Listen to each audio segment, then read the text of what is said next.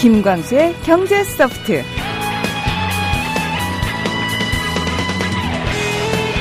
김광수 소장님의 얘기를 듣고 있다 보면요, 세상에 경제 이야기 아닌 게 없는 것 같습니다. 근데요, 그런 반면에 또 경제 이야기, 우리 생활에서 꼭 반드시 해야 되는 얘기구나라는 생각도 동시에 하게 되는 것 같아요.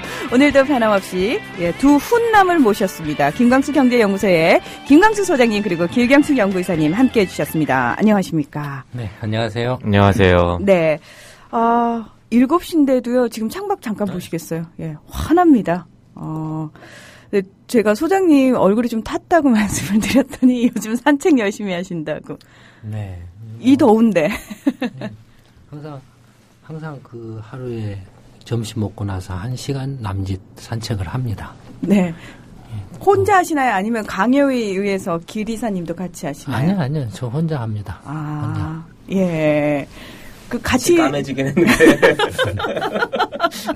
그러게요. 피부톤은 같이 산책 매일 하신 것 같아요? 소장님도 많이 타시는데 저도 진짜 많이 타요. 네. 저는 진짜 한여름에 도서관에만 가만히 앉아 있었는데 또 사람들이 어디 해수욕장 좋은 데 갔다 왔냐고 놀릴 정도로 진짜 네. 많이 타요. 그러면 혹시 두 분은 원래 피부가 검은 편이라고 하셨잖아요. 네. 예. 한여름에 그 뜨거운 태양이 좀 두려우십니까? 아니면 뭐 상관없다? 뭐 더 타도, 여기서 더 타도 별로 상관없다, 그런 식인가요? 근데 저는 이제 직업이 이제 머리를 쓰는 직업이잖아요. 네. 그러니까 산책이 절대적으로 필요합니다. 왜냐하면 두뇌가 이렇게 돌아가는 데는 산소 공급이거든요. 네. 근데 산책만큼 좋은 게 없어요. 산책을 1시간 정도 하면 처음에 할 때는 이제 막 온갖 잡생각이 막 뜨다가 어느 정도 걷다 보면은 저도 모르는 사이에 거의 아무런 생각 없이 그냥 무아지경으로 딱 걷는, 그러니까 어떻게 보면 축지법이라는 걸 느끼죠. 근데 제가 여기를 걸었는데 딱 이제 문득 하고 깨닫는 지점에서 보면은 한참 가서 마치 그 사이를 건너뛴 것 같은 느낌이 들어요. 일념삼매라고 불교에서는 경행이라고 그래요. 네. 걸으면서 하는 수행. 예. 그러니까, 그 경지에 지금 가신 거죠. 예.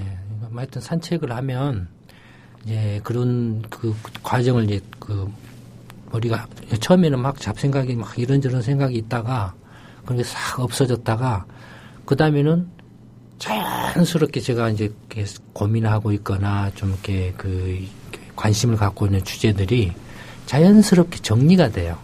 거기서 이제 힌트나 아이디어나 이런 것들이 탁 떠오르죠.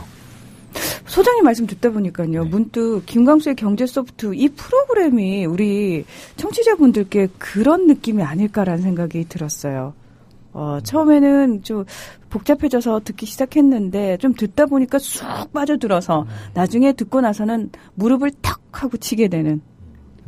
문제는 네. 문제가 한 가지 있는 게 어떤 문제가 있을까요? 산책을 하고 와서 생각이 안 난다는 거. 그게 문제입니다. 똑같네요. 경제소프트 듣긴 들었는데 듣고 나면 자꾸 그래서 몇 번이고 반복해서 들어도 좋은 프로그램이 경제소프트죠. 얼마나 더 속아봐야 정신 차리실 건가요? 네?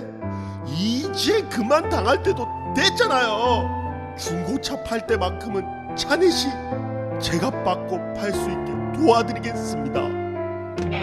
중고차는 차넷, 가격 비교 차넷. 우와, 전국 400명의 전문 딜러에게 무료로 내 차를 평가받을 수 있네.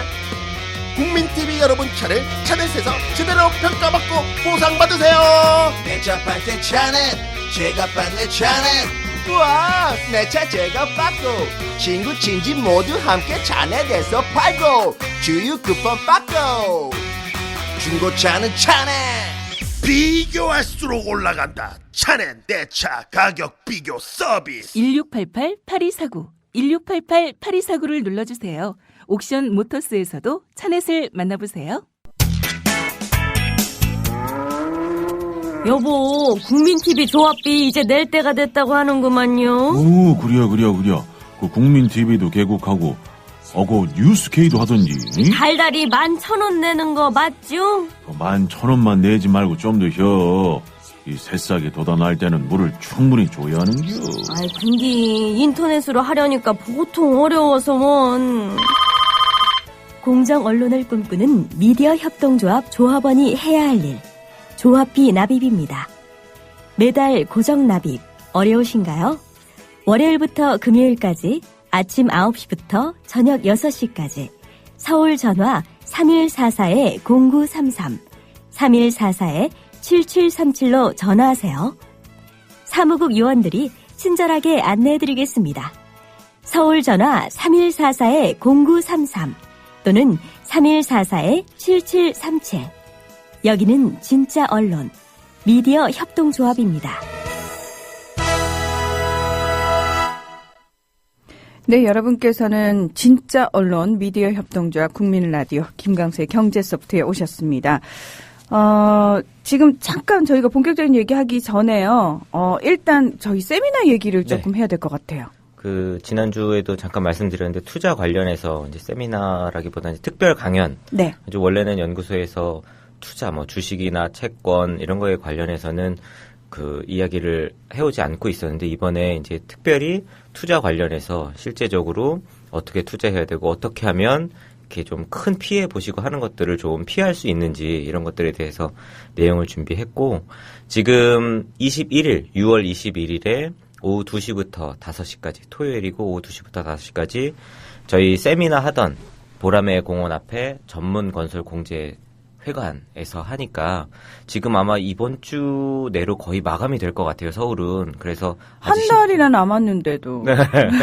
아직 신청 안 하신 분들은 그래서 좀 네. 서둘러서 신청을 하셔야지 마무리를 신청하실 수 있을 것 같고 부산 같은 경우는 이제 그 다음 주 토요일에 6월 28일에 그 민주화 공원이라는 그 건물이 새로 생겼다고 하더라고요. 그래서 그쪽에서 6월 28일 토요일 오후 2시부터 5시까지 진행을 하니까 그쪽에도 빨리 좀 신청을 하시면 부산이든 울산이든 경남 이쪽에 계신 분들도 좀 평소에 듣기 힘든 그런 정보들, 소식들, 고급 정보 들으실 수 있으니까 신청해 보시면 좋을 것 같습니다. 네. 말씀하셨던 것처럼 사실 투자나 이런 부분에 있어서 그동안 연구소에서는 사실 특별 강연이라든지 경제 전망 세미나에서는 얘기를 하셨나요? 근데 특별히 김광수 경제연구소에서는 그런 부분에 대한 얘기를 주력으로 하지 않았던 느낌이 저도 드는데 이번에 이렇게 특별 강연을 마련한 이유가 있을 것 같아요. 네. 물론 이제 투자해서 돈을 벌 수 있다라면 좋죠. 하여튼 근데 이제 투자의 기본은 돈을 버는 것보다도 잃지 않는 것에서부터 시작을 합니다. 이 부분이 좀 많은 분들하고 좀 차이가 나는 부분인 것 같아요. 네, 그래서 이제 잃지 않는 것부터 먼저 확실하게 다져놓으면 그 다음부터는 어떻게 해도 버는 것밖에 안 남잖아요. 그렇죠. 그러니까 어떻게 하면 잃지 않을 것인가에 먼저 관심을 이렇게 가지고. 그다음에 이제 투자 관련해서 너무나 지금 엉망인 것들이 많아가지고 결과적으로 그런 것들이 이제 역시 불신을 낳아서 증권사들이고 뭐고 다 지금 문 닫게 생겼잖아요. 네. 예, 다 떠나버려서 그러니까 정말로 이제 올바른 투자에 대한 상식이랄까 지식을 가지고 어차피 이게 개개인들 입장에서 보면. 자기 재산을 좀 이렇게 불리고 싶다라는 그런 어떤 필요라든지 재테크에 대한 관심이나 이런 것은 계속 있으니까 그렇다면 그걸 좀 더 이렇게 건전하고 조금 이렇게 상식적인 쪽으로 조금 이렇게 유도를 할 필요가 있지 않을까 싶어서 이제 특별히 이번에 한해서 이렇게 하는 걸로 했습니다. 저희가 이제 그동안에 투자 관련해서 직접적으로 이야기를 안 했던 건 이제 연구소이기 때문에, 연구기관이기 때문에, 만약에 투자에 관해서 이야기를 한다면, 그건 이제 투자업이나 금융업을 해야 되죠, 저희가. 연구소를 문을 닫고 하든지 어쩌든지.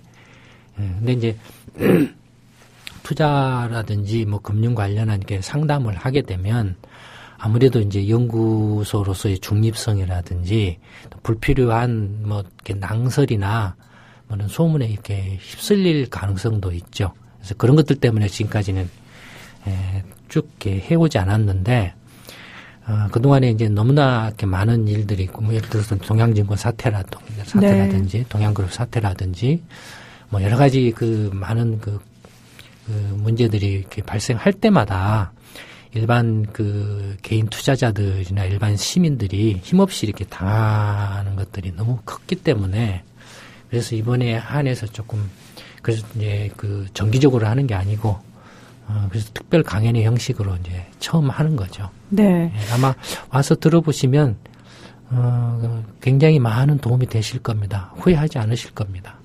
사실은 그동안에는 투자라는 개념이 잘못돼서 투기에 더 가깝지 않았나라는 생각이 들고 그랬기 때문에 많은 사람들이 개인의 욕심으로 치부해버리는 경향이 상당히 많았거든요. 이번 기회에 이 특별 강연회를 통해서 정말 투자의 개념이 제대로 좀 잡히고 말씀하신 것처럼 건전한 투자, 우리 사회의 뭐 경제를 위해서 반드시 필요한 부분 아니겠습니까? 네. 그런 부분에 불특정 다수가 다 함께 참여할 수 있는 방안이 좀 마련이 됐으면 좋겠다라는 생각이 듭니다. 6월 21일은 서울에서 네. 그리고 6월 28일은 부산에서 있습니다. 많은 분들 빨리 신청을 해주시면 될 것 같습니다. 신청은 네. 저희 연구소 홈페이지나 다음 카페 김광수 경제연구소 포럼에 오시면 안내가 되어 있습니다. 거기에 따라서 신청을 하시면 됩니다. 네. 근데 왠지요, 그럴 것 같아요. 단순히 특별 강연에 한번 딱 갔다 오고 나서, 나 이제 다 알았어. 그래서 이제 더 이상 김광수 연구소에서 나오는 어떤 경제 시평이라든지 보고서 뭐 읽을 필요 없고 얘기 들을 필요 없어가 아니라, 한번 딱 듣기 시작하면은, 내가 평생 경제 공부는 해야 되는 거구나라는 생각에 발목이 확 잡혀서 자연스럽게 의식이 바뀌지 않을까. 저는 그렇게 생각해요. 이런 네. 경제전망 세미나나 특별 강연이나 이런 거는 어떻게 보면 나가서 외식해서 특별히 이제 좋은 음식을 사 먹는 것하고 이제 비슷하다라고 하면 네. 경제 시평을 보고 매일 그런 정기적인 어떤 자료를 보는 건 밥 먹는 거하고 저는 비슷하다고 생각을 해요. 그래서 나가서 이렇게 특식을 먹는 것도 몸에도 좋고 맛도 좋고 하니까 기분도 좋지만 정작 보약은 매일 먹는 밥이잖아요. 그렇죠. 또 장기적으로 장복하게 되면 확실히 그 힘을 무시할 수가 없거든요. 그리고 평소에 어떤 음식을 먹느냐에 따라서 개인의 건강 상태의 차이가 많이 나거든요. 그렇죠. 예. 뭐 제일로 좋은 건 그냥 몰라도 믿고 맡기고 믿고 살면 되는 거죠. 그게 안 되니까요, 네. 소장님. 네, 속이 뭐, 터지잖아요. 네, 뭐 대통령이고 뭐고 다 이렇게 사기치고 하니까 네. 그래서 이제 자기 방어하는 거죠. 그렇습니다. 예, 개개인이 다 똑똑해질 수밖에 없는 사회에 살고 있기 때문에 그런 현실성을 인정하고 현실적인 대처 방안을 좀 찾자고요. 자, 대통령 말씀을 하셔서 그런데요. 박근혜 대통령이 대국민 담화문을 발표하지 않았습니까? 네. 일단 그 내용부터 저희가 좀 짚고 갈게요. 예, 박근혜 대통령은 지난 19일 오전 청와대 춘추관에서 세월호 참사 34일 만에 대국민 담화를 발표하고 이번 사고에 제대로 대처하지 못한 최종 책임은 대통령인 저에게 있다며 국민의 생명과 안전을 책임져야 하는 대통령으로서 국민 여러분께서 겪으신 고통에 진심으로 사과드린다고 말을 했습니다. 박 대통령은 또 해양경찰청을 해체하고 안전행정부와 해양수산부 기능의 일부를 축소, 국가안전처 신설 계획 등에 대해서도 밝혔습니다. 이어서 박 대통령은 관피아 문제, 인허가 규제 업무, 조달 업무와 직결되는 공직 유관 단체 기관장과 감사직에는 공무원을 임명하지 않을 것이며 취업 제한 기간을 지금의 퇴직 후 2년에서 3년으로 늘리겠다고 밝혔습니다. 또 여야와 민간이 참여하는 진상조사위원회를 포함한 특별법을 만들어서 거기서 세월호 관련 모든 문제를 여야가 함께 논의해 주길 바란다며 필요하다면 특검을 해서 모든 진상을 낱낱이 밝혀내고 엄정하게 처벌할 것이라고 덧붙였습니다. 네, 제가 이제 세월호 참사 이후에 계속 세월호 참사와 관련된 연관된 이야기들을 해오고 있는데요. 네. 근데 이제 경제 소프트를 계속 들어보신 분들은 이미 느끼셨겠지만, 뭐 경제 이야기는 물론 이제 기본적으로 이렇게 중점적으로 하고 있죠. 근데 제가 굉장히 경제 이야기를 하면서 강조하고 있는 부분이 하나 있습니다. 정부에 대해서 계속 이야기를 하고 해왔죠. 그렇죠. 정부와 관료들. 네. 네. 왜냐하면 경제라는 게 결국에는 이 정부하고 뗄래야 뗄 수 없는 관계에 있습니다. 물론 다른 것도 마찬가지인데, 그 다음에 나아가서 정치하고도 역시 뗄 수 없는 관계에 있습니다. 네. 그러니까 저희가 경제연구소로 경제를 중점적으로 연구를 하고 있지만, 이미 여러 차례 말씀드린 것처럼 세월호 참사의 경우에도 규제와 경쟁의 틀, 이건 정부의 이야기입니다. 그러니까 그 정부에 대해서 저희만큼 연구를 많이 한 데가 없습니다. 그러니까 그 세월호 참사에 대해서 말씀을 드리지만 사실은 경제가 건전하고 올바르고 지속 가능하게 발전해 가기 위해서는 정부라는 게 어때야 되는가, 정치라는 게 어때야 되는가, 이런 걸 같이 하지 않으면, 같이 알지 못하면 경제에 대해서 이야기할 수 없다라는 거죠. 그러니까 자연스럽게 저희가 그런 쪽을 연구를 할 수밖에 없죠.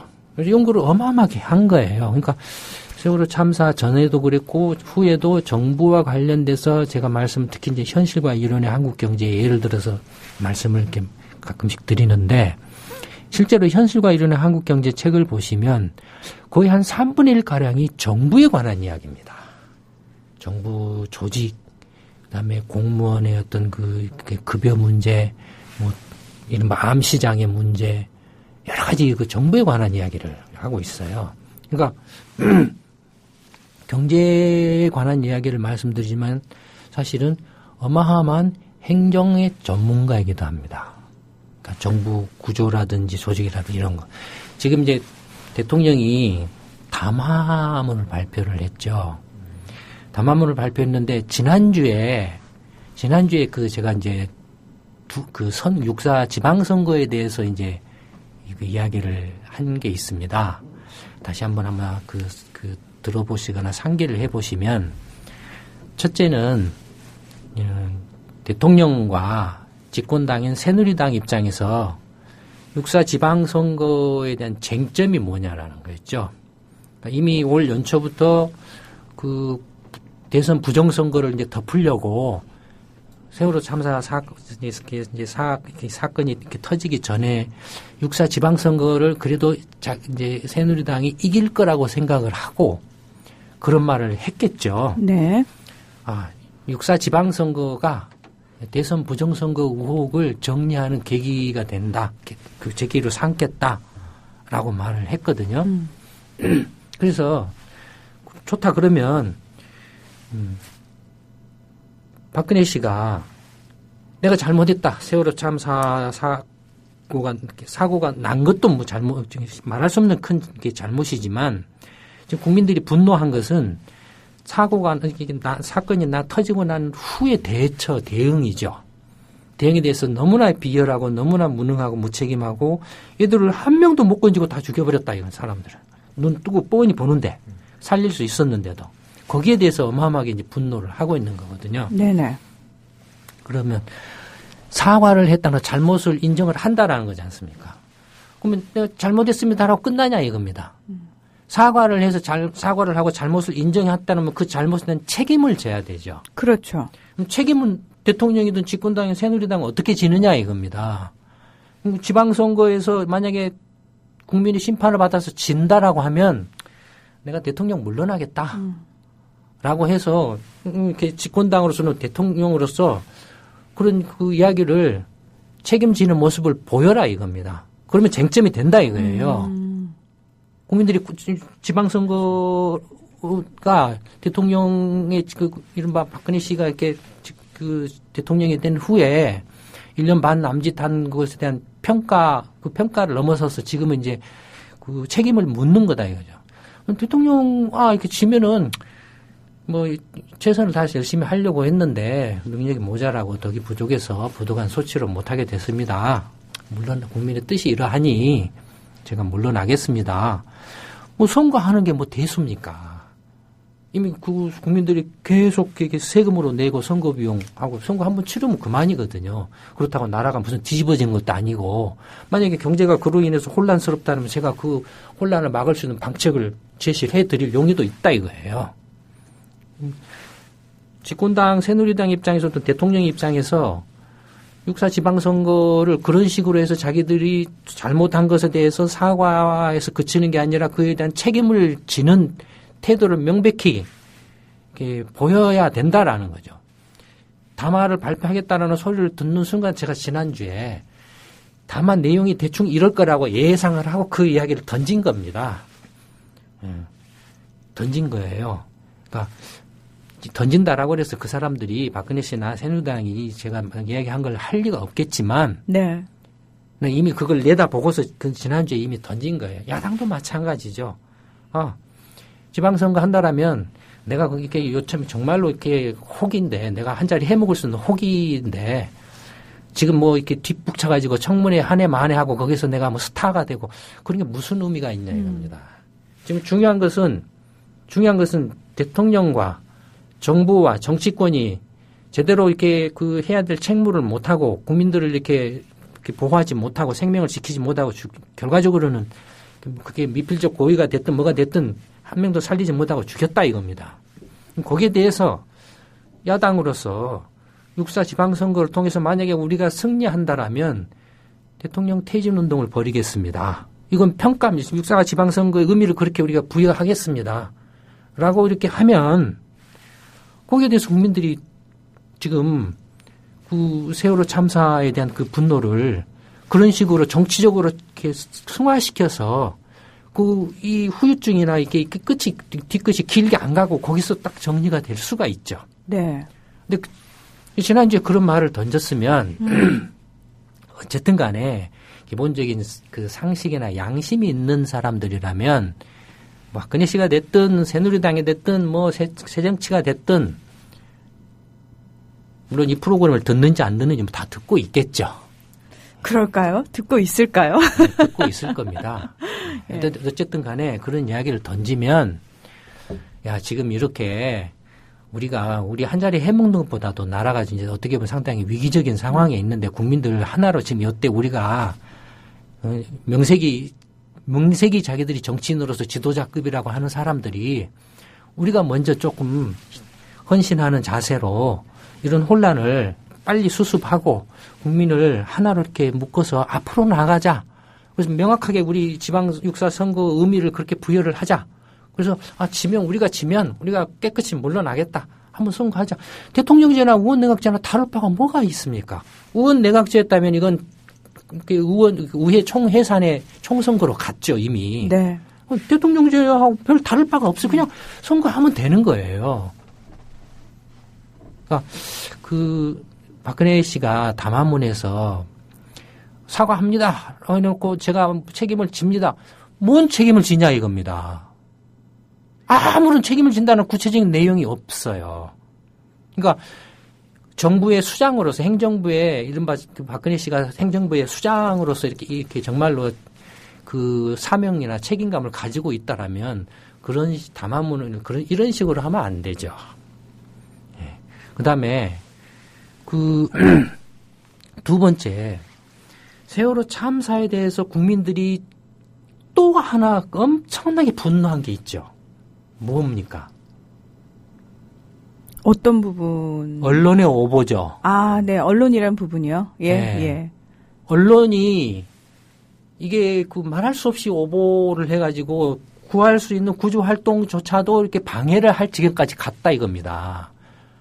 그 후에 KBS 사태처럼 유가족이 분노해가지고 KBS를 이렇게 쳐들어가고 그랬잖아요. 그래서 네네. 거기서 뭐 보도국장인가 뭔가가 본부장인가 뭔가가 이렇게 국장인가가 이렇게 이제 막 꼬리 자르기 식으로 튕겨져 나가면서 나 혼자만 못 죽어 하면서 이렇게 할 정도까지 갔잖아요. 네. 김시건 전 예. KBS 보도국장이. 그 와중에 무슨 예. YTN인가 뭔가는 또 이렇게 무슨 무인기인가 뭔가 또 이렇게 짜집게 해가지고 네. 쌩 난리를 치고 뭔가 이렇게 또 그런 식으로 몰아가려고 하고 MBC는 MBC대로 저게 방송인지 뭔지 이제 이미 그런 상황까지 가버리고 그러니까 그 언론의 문제가 이렇게 오보 세월호 참사 관련된 문제가 명백히 박근혜 씨나 청와대하고 직접적으로 이렇게 직결돼 있다는 게 드러나 버렸다 이겁니다. 그렇죠. 말 그대로 관치 언론이라는 게 딱 네. 드러나 버렸죠. 그러면 그 언론의 오보로 인해서 구조를 제대로 할 수 있었던 것도 못했는데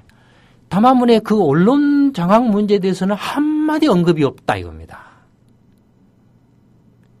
그러니까 정말로 박근혜 씨나 새누리당이 정말로 나라를 경영할 자신이 있고 정정당당하고 떳떳하다라면 굳이 언론을 장악할 이유가 뭐가 있습니까? 당당하게 나가서 이것은 이렇습니다. 저것은 저렇습니다 하고 텔레비전이나 사람들 국민들 만나서 아니면은 여러 언론을 통해서 직접 또는 뭐 이렇게 전문가 뭐 경제 문제에 대해서 뭐 저희 같은 이렇게 불러서 같이 토론을 당당하게 하면 되잖아요.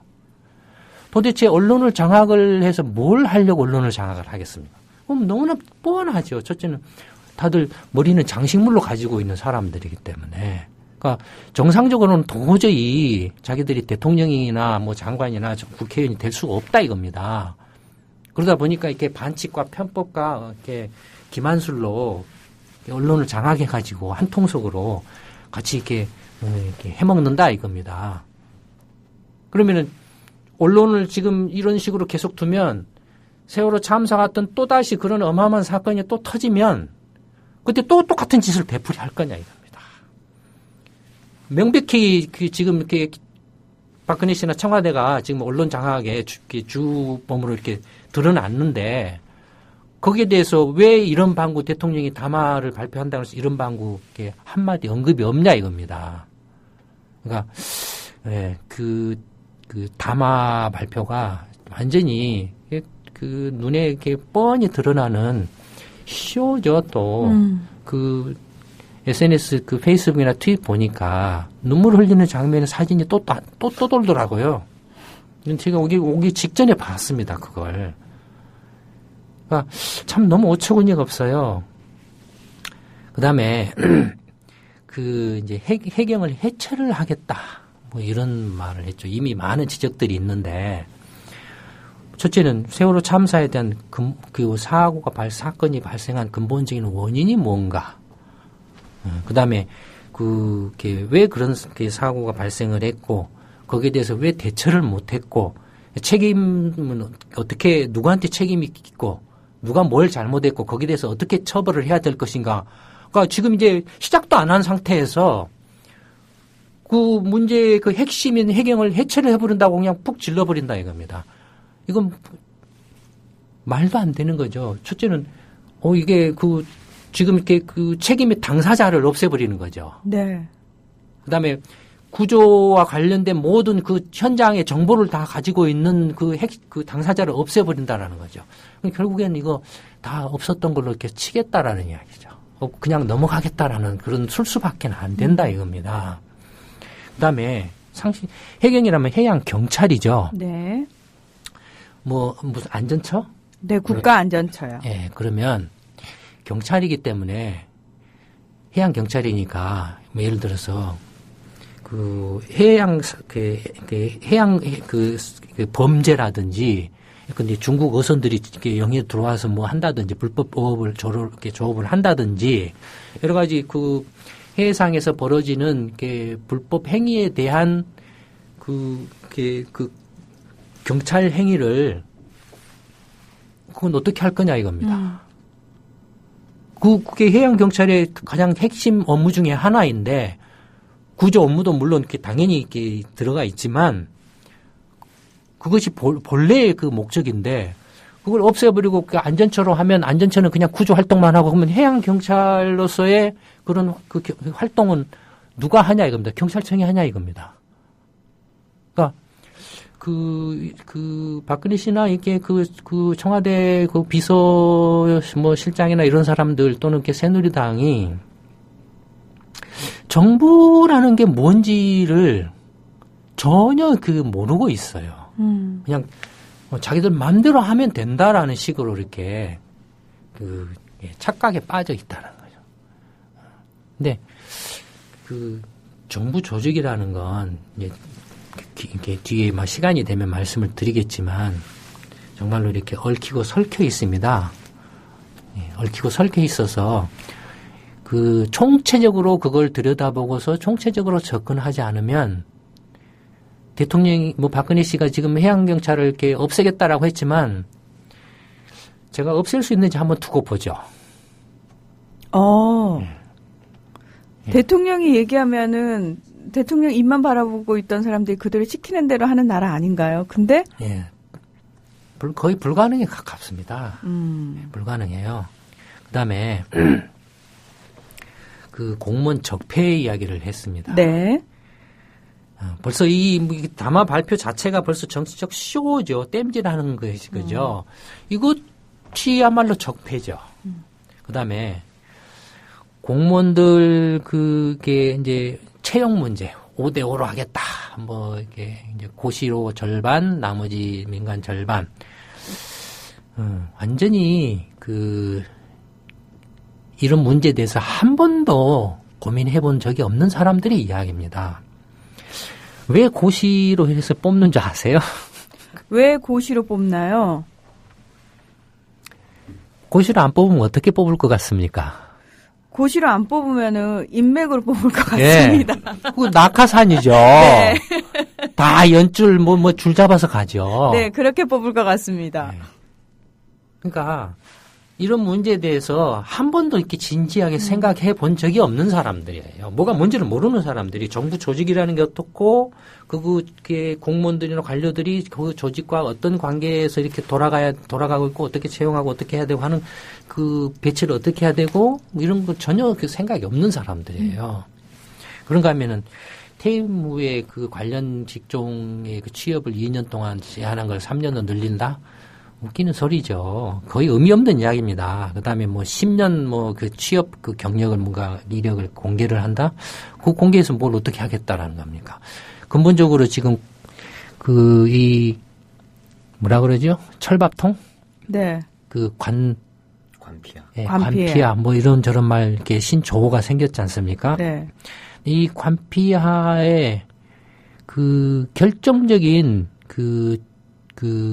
관피아가 철밥통이 구축될 수밖에 없었던 결정적인 원인들이 한 두세 가지가 있습니다.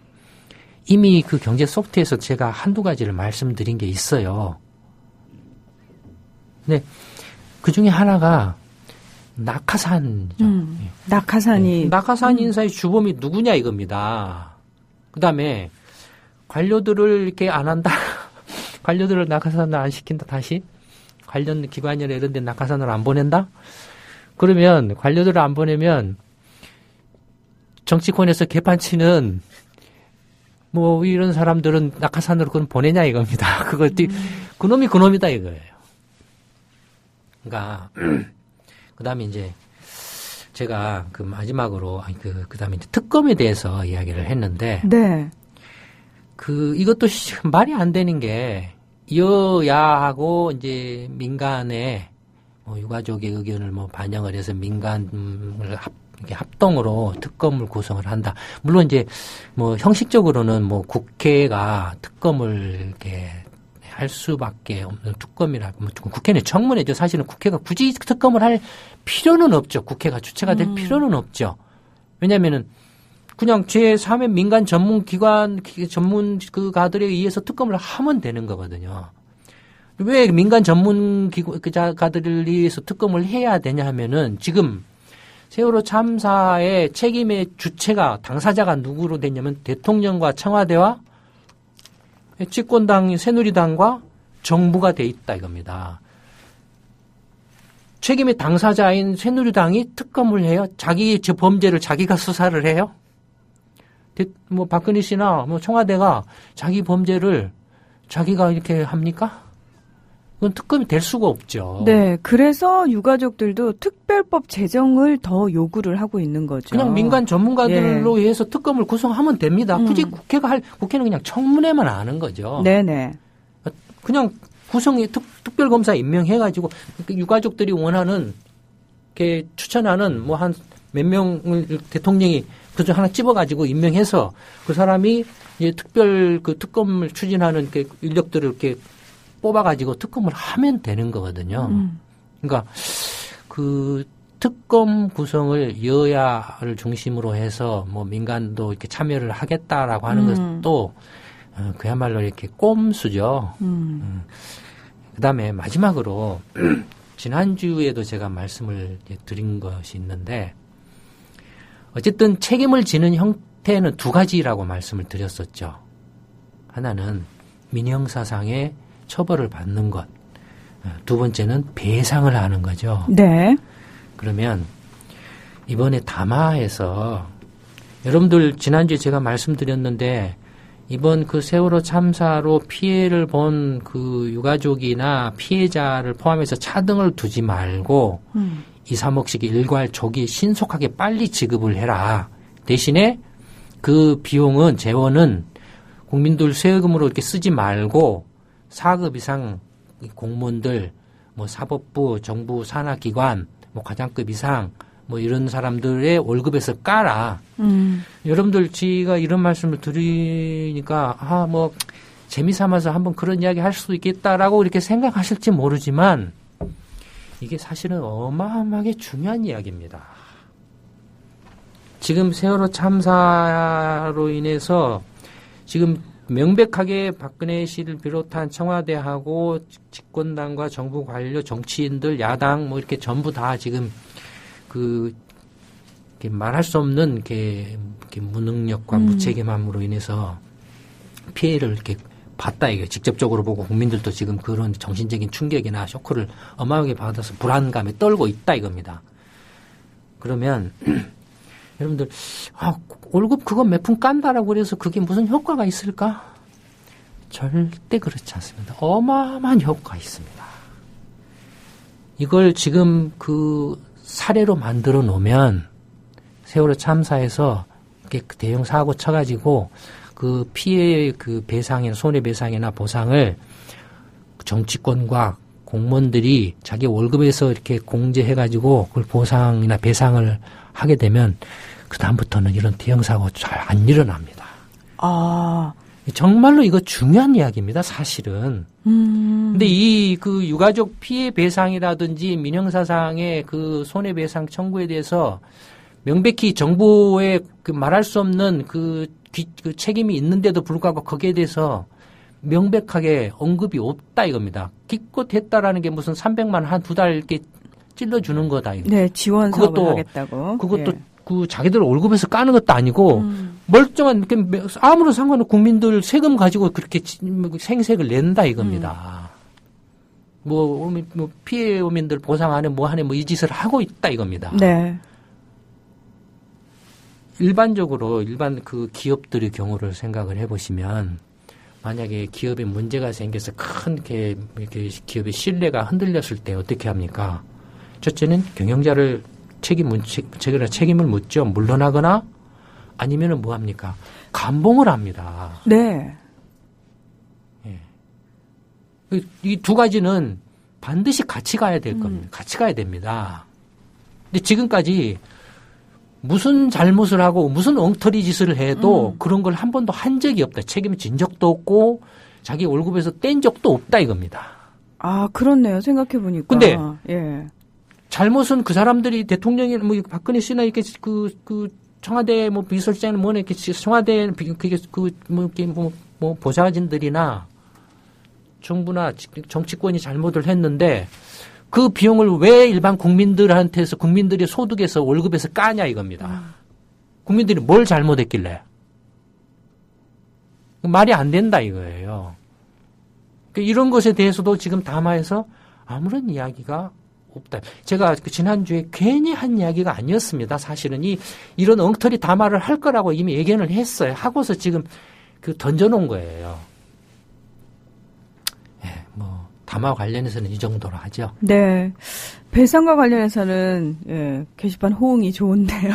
정말 그렇게 해서 좀 책임감을 갖게 만들었으면 좋겠다. 네. 예.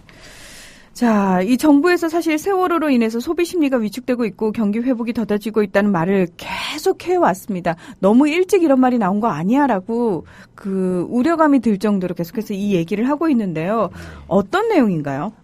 일단 지난 9일에 박근혜 대통령은 이 세월호 참사에 따른 경제 여파를 점검하고 대응책을 마련하기 위해서 긴급 민생 대책 회의라는 것을 개최했습니다.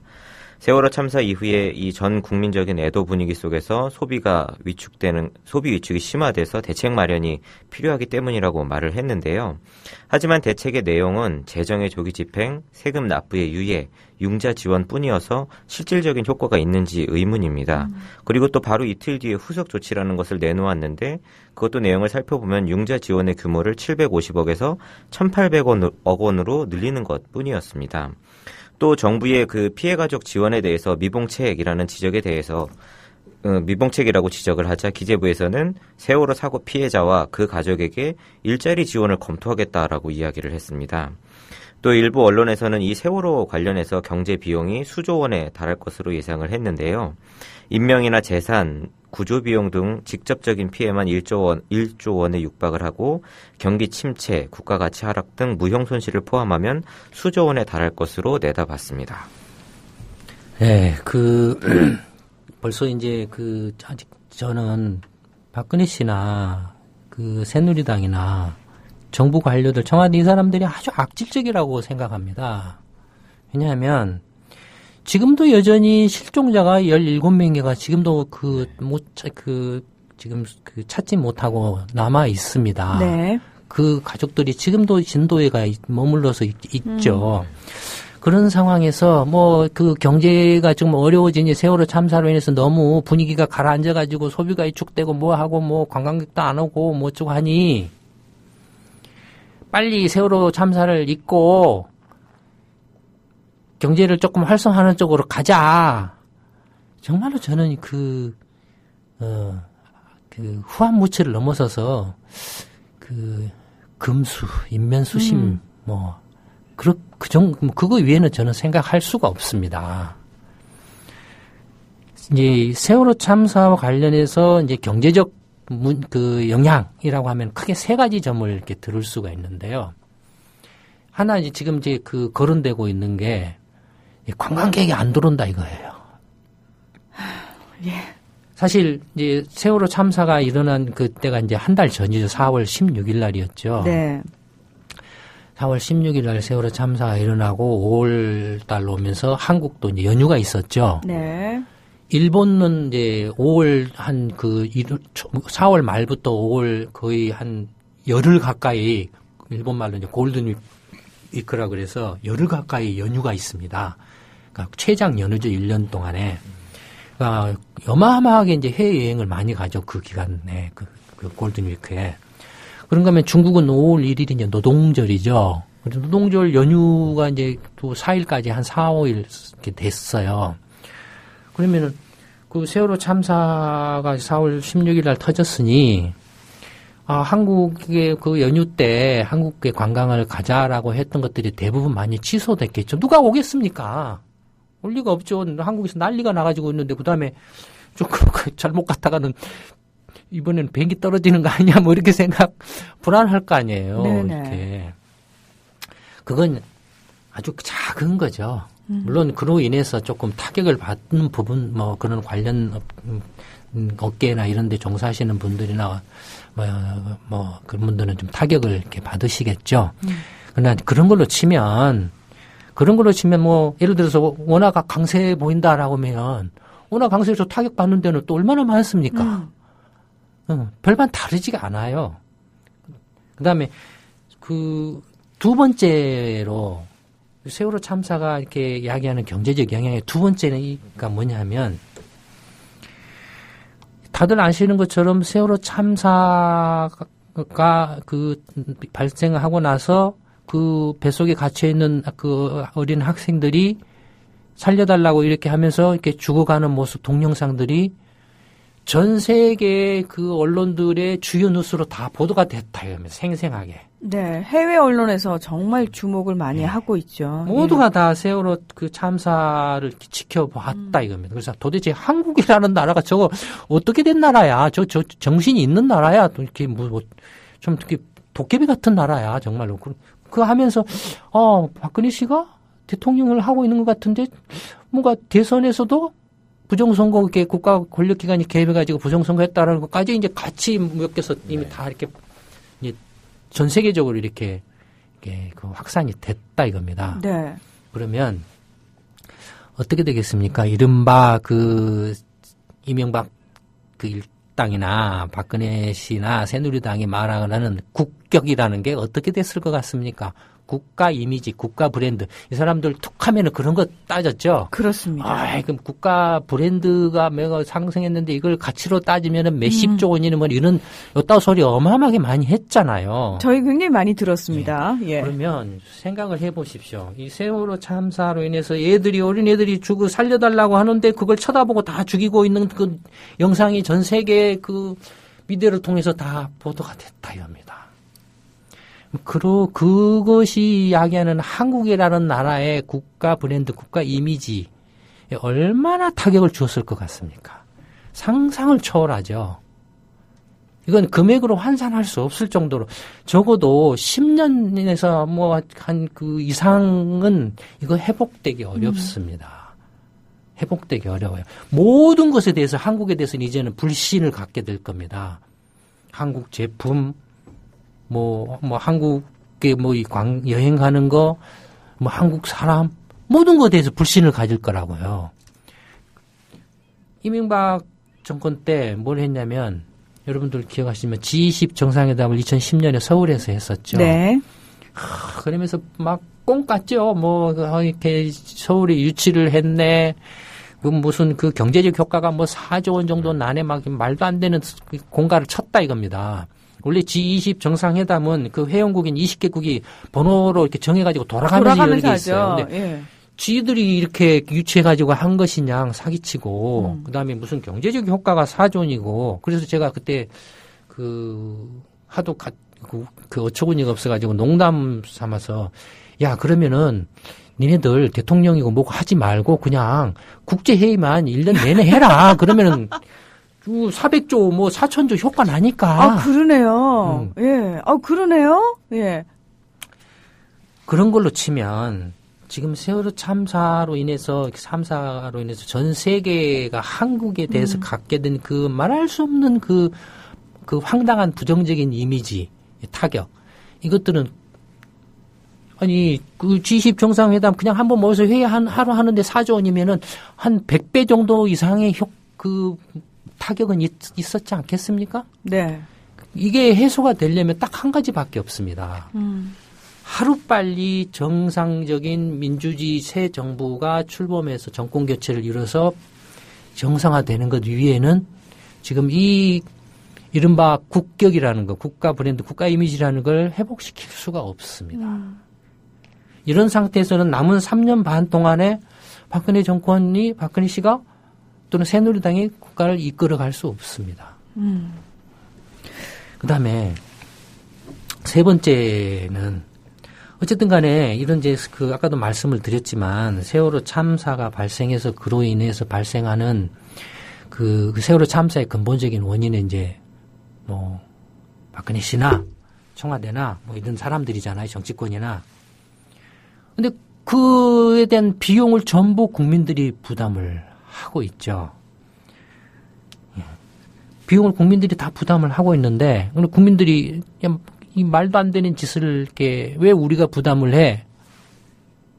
분명히 그런 면이 있습니다.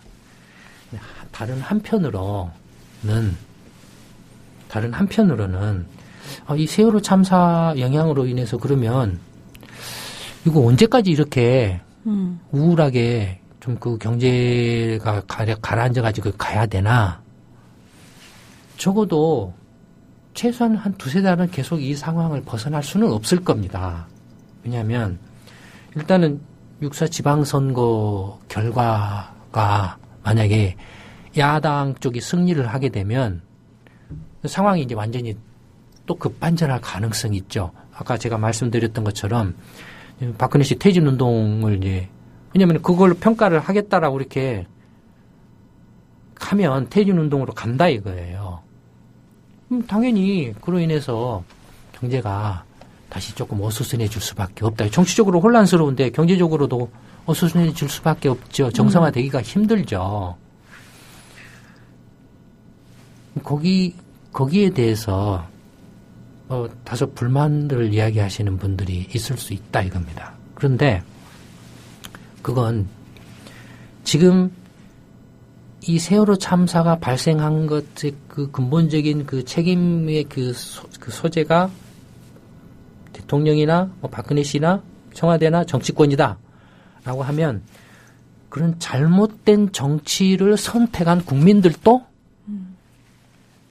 책임 대가를 치러야 된다라는 겁니다. 그래야 학습을 한다라는 겁니다. 잘못된 정치적인 선택을 하게 되면 지금은 내 자식이 안 당하고 내가 안 죽었지만 앞으로도 잘못된 선택을 하게 되면 그 다음에는 내 자식이나 내가 죽을 수 있다 이겁니다. 언제 어디서 어떻게 죽을지 모른다 이겁니다. 지금 이런 경제적으로 다소 이렇게 세월호 참사로 인해서 다소 뭐 영향이 있다 손 치더라도 이것은 학습 효과라고 받아들여야 됩니다. 그래야 이 세월호 참사와 같은 또다시 이런 말도 안 되는 그 재앙이 일어나지 않게 되거든요. 이걸 지금 학습을 하지 않게 되면 이걸 반성을 해서 모든 국민들이 내가 이게 좀 경제적으로 어렵지만 이건 내가 이렇게 감내할 수밖에 없다. 국민들이 감내를 하면은 그걸 근거로 해서 박근혜 씨나 이 정치권에 대해서 책임을 확실하게 물을 수 있다 이겁니다. 야, 니네들이 잘못해서 니네들한테 내가 그 선택을 해가지고 내 세금을 내서 월급 주고 비서 딸려주고 승용차 붙여주고 뭐 이렇게 해주고 잘 하라고 했는데 니네들이 엉망진창으로 엉터리를 해가지고 내가 고통을 받는다 이거예요. 내가 고통받는 것은 내가 니네들을 잘못 뽑은 것에 대한 책임을 내가 지겠다 이거예요. 대신에 니네들도 책임을 절하고 가서 밀어붙일 수 있다 이겁니다. 그 근거 그런 것들이 자극이 되는 거거든요. 네. 그러니까 그 경제적으로 뭐 피해가 조금 뭐 있으니까 이거 내가 하루 벌어서 먹고 살아야 되는 형편인데 힘든데 이거 어떻게 해야 되나라고 난감해 하신다라는 거 뭐 그런 분들도 계실 겁니다. 충분히 이해합니다. 이해하지만 그러나 단기적으로는 이것이 좀 고통스러울지는 몰라도 아까 말씀드린 것처럼 정치적 선택을 잘못한 것에 대해서 내가 벌을 받는다라고 생각을 하셔라 합니다. 그렇게 벌을 받게 되면은 장기적으로는 그것이 훨씬 더 말할 수 없는 득이 된다 이겁니다.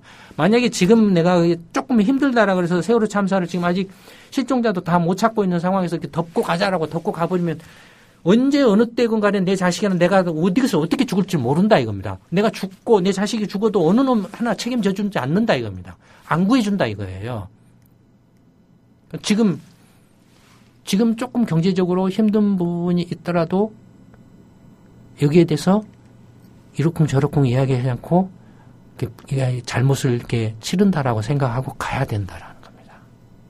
제가 명색이 경제 전문가인데 왜 제가 그걸 모르겠습니까? 누구보다도 잘 알죠. 그렇지만 아까도 처음에 서두에서 말씀드렸던 것처럼 경제라는 게 그냥 경제만으로 돌아가는 건 없습니다.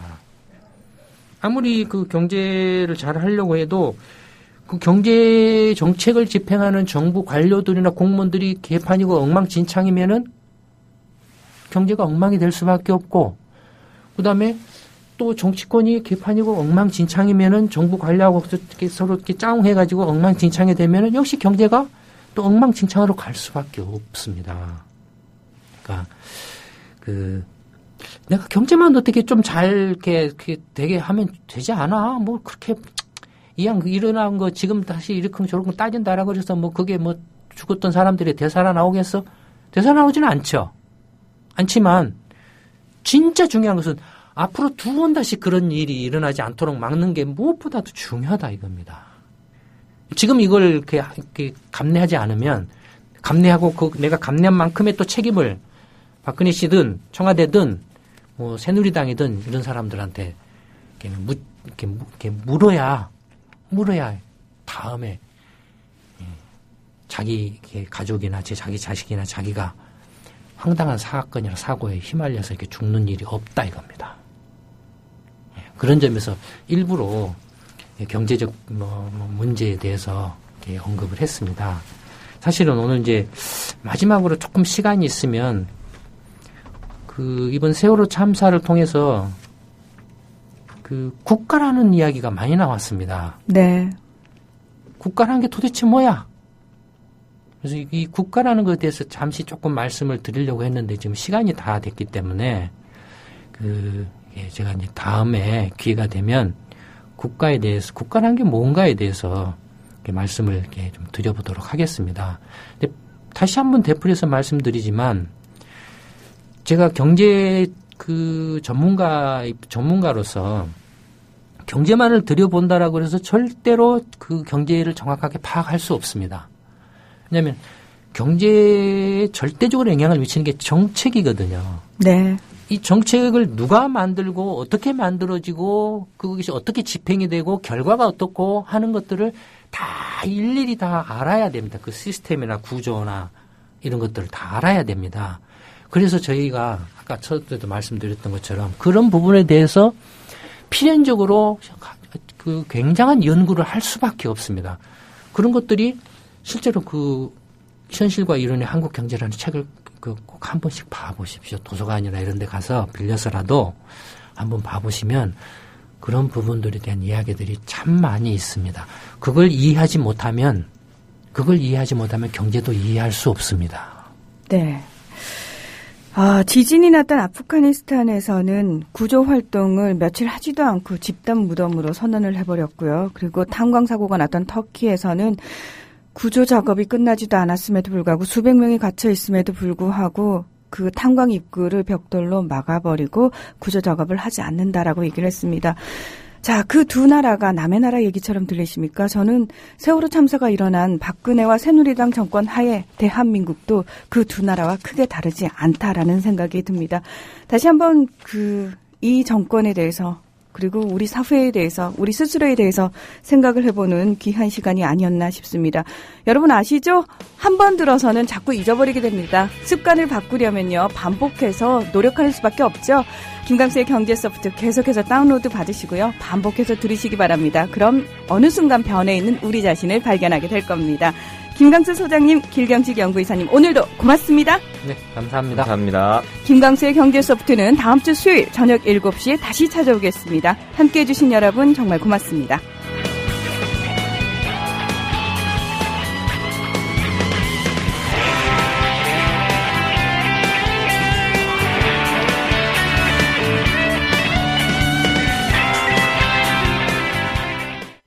여기